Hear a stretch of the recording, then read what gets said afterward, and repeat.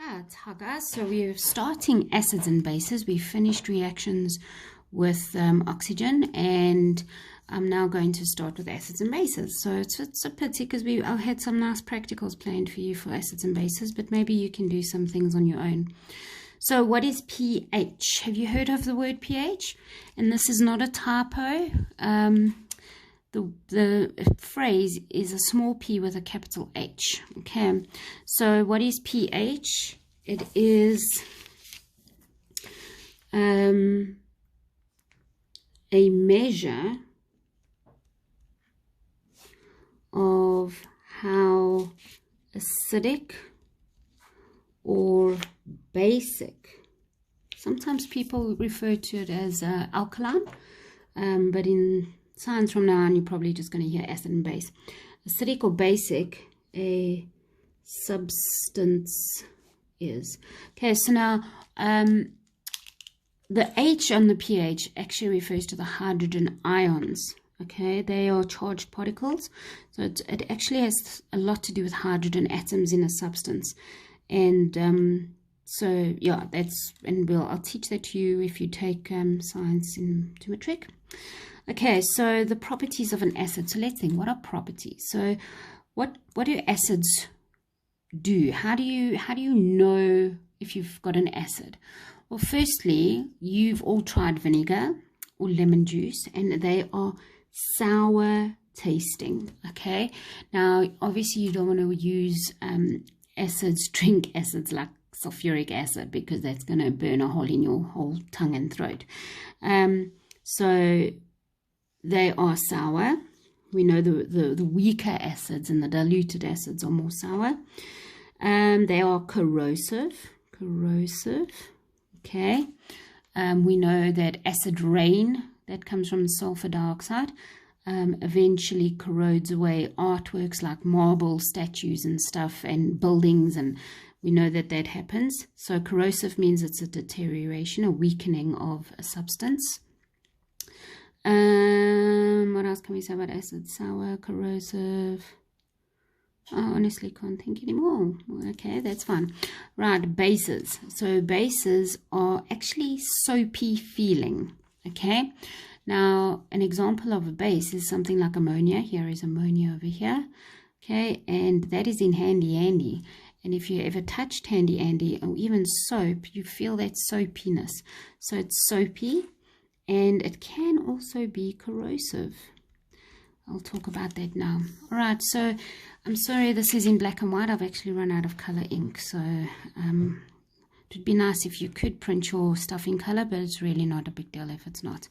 Okay, so what we have here, I'm going to teach you about the periodic table and indicators, but it's all about that middle point there, number 7. This is a pH scale, okay, and this is what the measure of an acidic or basic substance is. We know that if you have a pH reading of 7, and that's like pure water, okay? Funnily enough, if you put salt, NaCl, in that water, it will also be neutral, okay? So pure water is a pH of 7, and we say it's neutral. It's neither an acid nor a base, okay? Let's have a look at some of our acids. So sometimes if you've got heartburn, you feel like you need to drink milk, but milk is slightly acidic. Remember, it's got things like lactic acid in it. Bananas, tomatoes, grapes, lemons, obviously, and then obviously your stomach acid. Your stomach acid is HCl. It's hydrochloric acid. Okay, and that is I don't know if you know, when you get sick, it burns your throat, but it's not so bad because you actually bring up something called bile. I don't know if your parents have spoken to you about that, and it's that yellow substance that comes up if you've got sick. I know this is gross, but that yellow substance actually tries to neutralize the acid, okay, and that's why but it still burns your throat, okay, and it makes your teeth feel funny. Ugh. Anyway, moving on. All right, so any reading of the pH scale that is below 7, from 0 to 6.999, okay, is considered an acid. All right, anything above 7 is considered a base. Now, eggs are slightly basic. We've got baking soda, we've got soap, ammonia, bleach. You wouldn't think bleach was a base, eh? Oven cleaner, drain cleaner. Have your parents ever cleaned the drains out and they pour that stuff down? And you've even got to wear gloves and you've got to be very careful. It can also harm you. And that's because if you've got a strong acid down here and you've got a strong base up here, they are both as equally as dangerous. They are both corrosive and they can both kill you. Okay, so you are starting with the middle here being neutral. And when you move away from neutral, you're going to the weak acid and bases. And then when you get further away from the neutral, you're getting to the stronger acids and bases. Okay, the term alkali, you've heard of alkali before, is a term used to describe a base. So an alkali is a base that can dissolve in water. Okay, so it is a base that can dissolve in water, and that is what a base is. I want you to get some color in pencils. You can pause this if you need to run and get some them. You know me and my colors. So after, I don't know if I've let you, yes, after this, I want you to watch the video that I've put on you from YouTube. Okay, so you'll see this in action. Okay, well, it's a cartoon, but you'll see it still. Okay, so I'm going to try and color in as best I can. So here we have our 7, and so the type of substance that you have would be neutral. Okay, let's go down. So from neutral, we're looking at a weak acid. So anything 5 and 6 is a weak acid. You've got to keep remembering that 7 is neutral. And anytime you're coming close to 7 from either direction, it's getting weaker and weaker. This would be like a medium acid. And here we have strong acid. I should have put the 0, yeah, I suppose. But anyway, okay, strong acid. On this side of the 7, we're looking at a weak base. Then you have medium bases. There's the 3 here. That's why I said I should have put the 0 in, but it doesn't matter. And then we've got the strong bases. Okay. And I don't know why, but whenever you say base, it always seems a bit not as threatening as an acid. But sure, you can hurt yourself with strong bases. Okay, so this is the pH scale, and what we do is we say, oh, it's a pH of this or whatever. Now, in today's laboratories and stuff, they get these machines that measure the pH, and it's quite accurate, and you just dip the thing in it and it tells you what pH it is.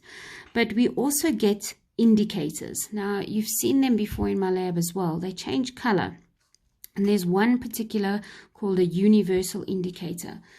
Okay. Excuse me. So we know that if the indicator turns, so what it is, it's a substance, and it's like a brownie substance actually, and I suck it up with a pipette, and if I put it in a substance and it changes to green, I know it's neutral. Okay, if it changes, I'm just trying to think,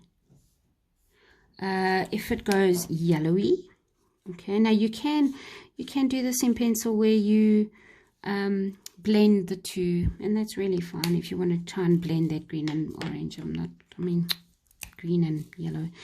Okay, and you can see what's happening here. So if I put the universal indicator in a substance and it turns orange, it's very likely a medium acid. And if I now put it in and it changes red, that means I have a strong acid and I must be careful. Okay, so you can see it's starting to look like the rainbow here, and that's exactly what a universal indicator does. It's a substance, when I put it in, it changes color, and we can determine by the color around about what type of acid it is. We have a weak base, so now we start going to Oh, what comes after green? Red, orange, yellow, green, blue. Okay, so, but now this isn't just a blue. This is like a turquoisey blue. So I'm going to do this. Okay. With a little bit of green. So I'm hoping, if you've got a turquoise, that's great. You can use it. Okay, I'm hoping to make it look more turquoisey. So I don't know if I'm succeeding.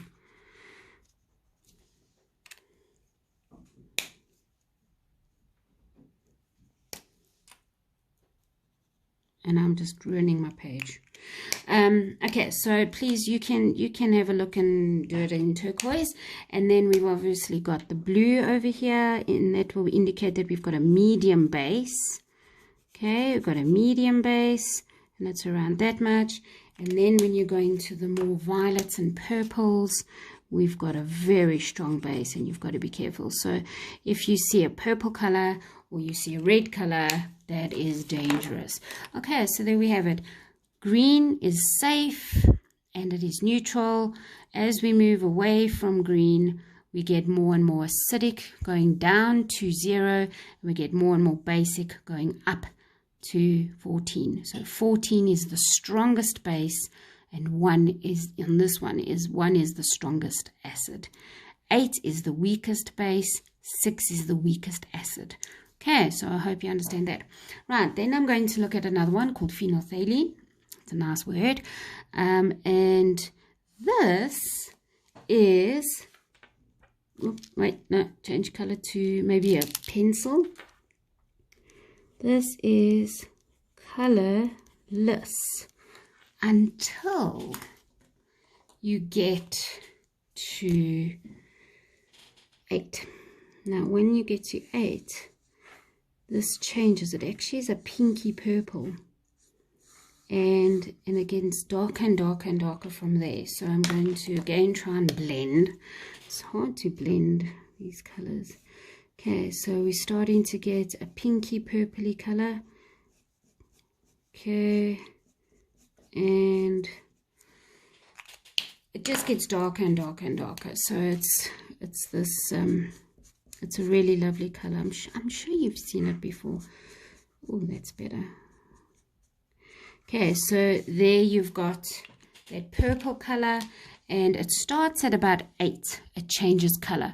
So phenolphthalein is a bit useless in an acid because it's just colorless. But what you can see is that you either have an acid or a neutral if it doesn't change color, if it's still colorless. But if it changes to a pink, then you know you've got a base. And the deeper the pinky purple, the stronger the base is. Okay, right, and then you've got litmus paper. I'm not sure if you guys did much litmus paper tests in primary school. I don't really have litmus anymore.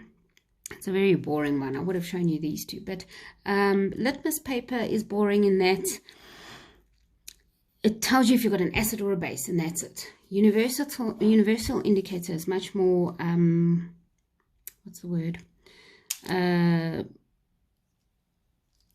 It's more, not accurate. I suppose you can say accurate, more in more detail, more detailed. Okay, so if you've now, nothing happens to litmus paper if you've got a neutral. Okay, if you've got a neutral, nothing happens. But if you have blue litmus paper, okay, blue litmus will turn red or pink, okay, because sometimes it looks pink in an acid, and red litmus paper will turn blue. You can stretch it. See, spell it right. Okay, it will turn blue in a base. So blue litmus paper turns pink or red in an acid. What do you think blue litmus would do in a base? It won't do anything. Like red litmus won't do anything here. Blue litmus won't do anything here because it will stay blue. So it doesn't really matter. All right, so Grade 9B, I want you to watch the next video, the one that I've posted from YouTube, and then I want you to do the activity for me, please. It's activity 1, number 1, 3, and 6, and extra practice 3, 4, 6, and 7. 9A, you just have to watch the 2 videos because I see you for half an hour first. So you watch this video and you watch the video that I've put from YouTube, and yeah.